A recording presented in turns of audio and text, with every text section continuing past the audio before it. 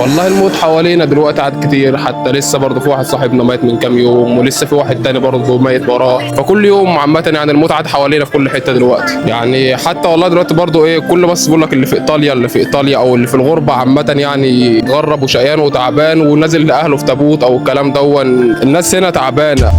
يا رجاله سلام. بقول لك ايه لو سمحت، انا عايز اسالكم في حاجه بس. اتفضل. هنا دلوقتي احنا في ايطاليا بقى في شباب كتيره في سن صغير بقى بيموتوا. احنا اصلا في اخر الزمن دلوقتي، يعني احنا دلوقتي عايزين الناس تتعظ والناس مثلا تقرب من ربنا، لان الموت دلوقتي ما عادش بيفرق ما بين صغير او ما بين كبير. وهنا في البلد يعني عامه او في الغربه عامه الحرام باين والحلال باين، واللي بيجي هنا برضو بيمشي بما يرضي الله ويمشي في سكه ربنا، هنا ربنا بيرضيه وربنا بيصلح حاله. احنا برضو مش شيوخ برضو او ان احنا برضو بلا اخطاء، لا ما فيش بني ادم بلا اخطاء، كلنا بنعمل اخطاء وكلنا بنعمل ذنوب. بس الفرق ما بين ان انا غلطت دلوقتي فبتعلم من غلطتي وبرجع مثلا لربنا، انما الفرق ان انا انسى خالص طريق ربنا واتجه لطريق تاني، فده مش هيبقى ليه رجعه تاني خالص. لا.